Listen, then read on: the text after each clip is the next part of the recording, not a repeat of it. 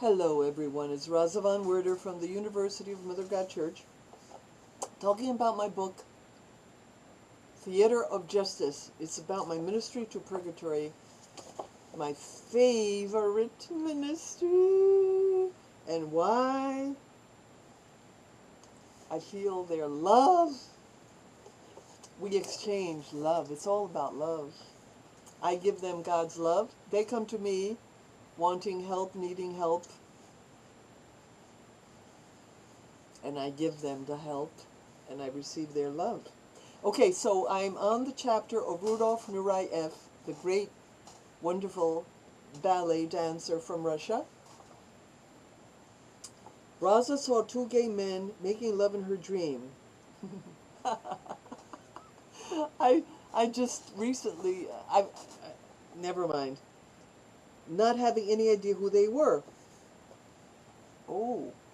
Within a week, one of her friends who had died of AIDS appeared and ascended into heaven.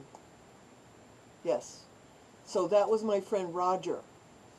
He was a bodybuilder actor, sort of gigolo actor. I don't know exactly what I think he was a gigolo, yeah, for men. He was gay. He was bisexual. He had a girlfriend, but he made a living, I think, by being gay for pay. And he was very handsome and a bodybuilder. So that was the two men I saw in the dream. And then a week later, Rudolph Nureyev, yes, and he ascended, Roger. He was my client. I had many clients that were not famous. They were not famous. My relatives, I mean, none of my relatives is famous. But I helped them, you know. Both my husbands, I got both my husbands into heaven. My second one was a good guy. He didn't stay in there very long. It was a few months. Not long.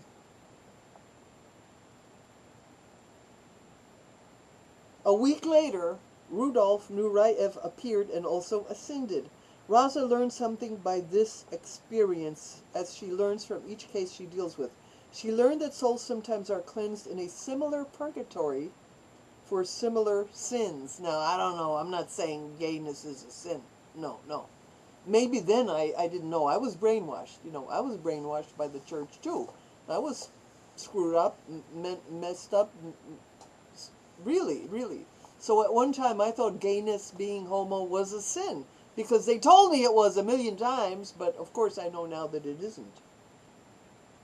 But people, birds of a feather, like Frank Sinatra and Dean Martin, they were friends, they were birds of a feather. They had similar paths, similar interests, similar activities. So these guys were similar. So birds of a feather, they were cleansed together, you see. The minister then helps them, not individually, but sometimes two or more at the same time.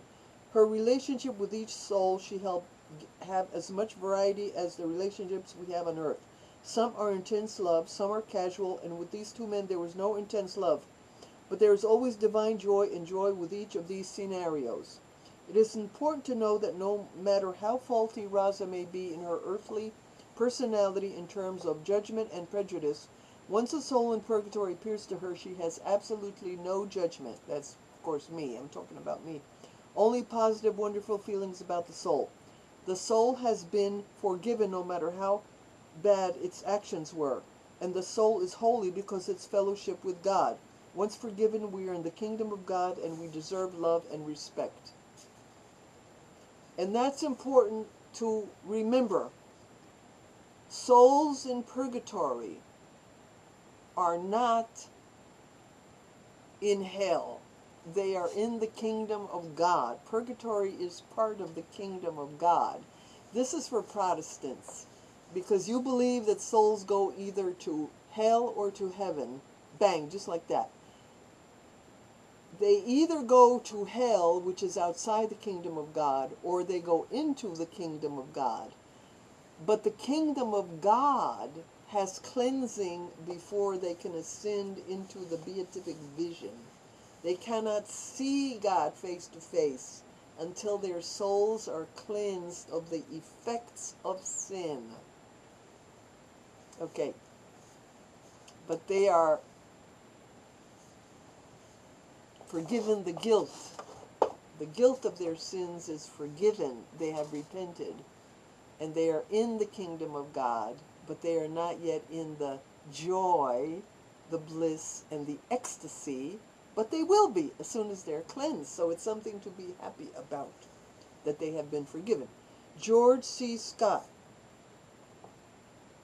So he was in for about approximately 4 years. When George appeared to Rasa, she was shocked and delighted and thought, what have I done to deserve this? She wasn't even his fan. Well, yes, I was. I wasn't a big fan, but I saw his movie, Patton, and I loved it. She loved his portrayal in Patton and thought the movie was incredible. Raza had a resentment toward George because he broke into Ava Gardner's room and held a broken bottle to her throat for hours. When the contact was made, however, she knew Jesus had forgiven him and she had only felt love. George's first words to her were, you probably got me off a celebrity mailing list. Oh my God. Just like Frank Sinatra's first words was, can you give me a blowjob? This guy says, when we first met in Purgatory, I met him, or somehow they connected us. You probably got me off a celebrity mailing list. After a few months, she saw him ascend, and there is always glory there. Usually she sees the person dressed in clothing that is somewhat soft, frilly, pretty, or white. Even the most macho men appears this way. That is because each soul is the bride. God is the aggressor, and we are the passive bride. That's all it says there. So I didn't know that much about him. Okay, the next one is Timothy McVeigh. He was executed on June 11, 2001. He ascended on June 10, 2002. Wow, only 1 year. Think about that. You know why? Because they fucked up his brain. He didn't know what he was doing. The Illuminati, the shadow government, they made him do what he did. They made him do it. When Timothy McVeigh appeared to Rasa, he was wearing a poncho and he was in a place where custom-made homes were built for people. Rasa approached him and he said, you are the only person who has reached me here. Wow. Rasa was totally amazed and delighted that he was forgiven his sins. She decided to begin a series of Gregorian masses for him, which means 30 masses in a row. Before she said the third mass, he ascended into heaven, having spent 1 year in purgatory from the day of his execution. Rasa was mystified, not that the fact that he was forgiven, because God will forgive anyone of their sins. She was amazed at the fact that he broke the record for the shortest length of time in purgatory. That was up until that time, and that record was broken by a couple of people. One, I think my second husband had less than a year, and Anna Nicole Smith only had 64 days. That he broke the record for the shortest length of time in purgatory of those she had ministered to. She meditated and prayed on the mystery of this, and God told her the following. He was brutalized sexually as a child. Rasa saw him, so sweet, innocent, and pure as a 7-year-old boy, and suddenly his face changed, and all that was beautiful and sweet was taken away from him. He was raped more than once by men, and the wound stayed with him. He never felt like a real man because of this. He had no confidence or self-esteem with women. His life was lonely and dreary, and he was not a great sinner. About his terrible crime, God said he did not know what he was doing. That's what I remembered. He was delirious with grief over what had been done to the citizens at Waco, Texas. He took it upon himself to vindicate those Americans, and he truly felt that what he was doing was an act of war against the government which had killed its own people. In order to be judged for a crime by God, a person has to be aware that they are committing a crime. There has to be some awareness of sinning. Timothy McVeigh did not understand what he was doing. There was one more explanation. There was a great deal of agony in his execution. To die at the age of 33 is not a happy prospect. That helped cleanse him of whatever blots were on his soul. Do not look upon the story I have told you about Timothy McVeigh with resentment or bitterness, but look upon it with relief and joy in that any of us can be forgiven no matter how bad our actions. And if we are not in our right mind when we did our deeds, God shows us mercy.